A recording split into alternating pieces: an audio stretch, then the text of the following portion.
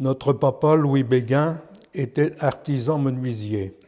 En 1944, il avait 31 ans. Maman en avait 30. Papa fut l'une des 86 victimes du massacre d'Ascq. Nous sommes ses 3 enfants, âgés de 7, 6 et 22 mois.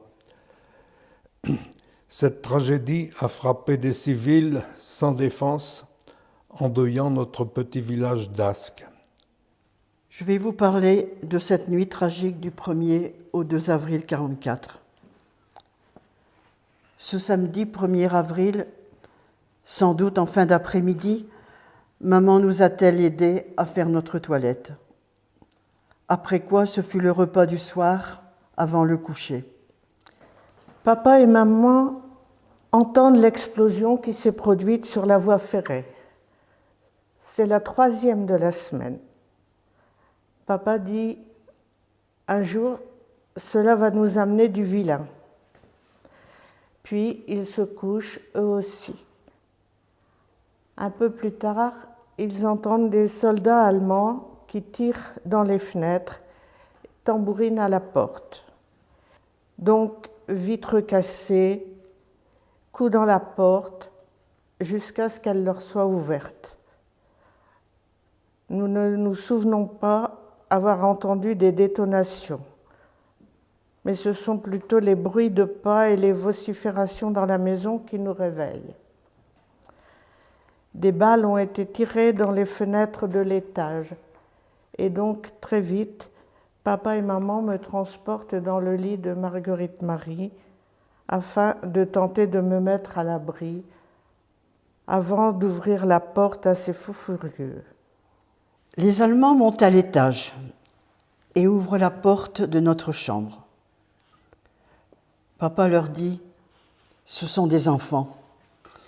Et Gérard, petit bonhomme de 6 ans, se met debout dans son lit et crie « Qu'est-ce que tu viens faire ici, bandit ?» Papa et maman le calment, le recouchent avant de refermer la porte de notre chambre. Papa et maman finissent par comprendre que papa doit s'habiller et suivre les Allemands. Papa quitte donc la maison, tout comme d'autres hommes du quartier.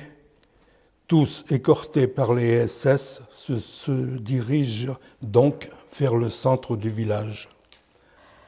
Selon le témoignage de M. Maurice Gallois, papa a rejoint le groupe que l'histoire a appelé le 4e peloton. Il est tué à bout portant d'une balle dans la tête car il avait fait une chute sur le ballast. Il est le seul fusillé de ce 4e peloton et il est la dernière victime du massacre. De dures années s'annonçaient alors pour toutes ces veuves, sur le plan affectif bien sûr, mais aussi sur le plan financier.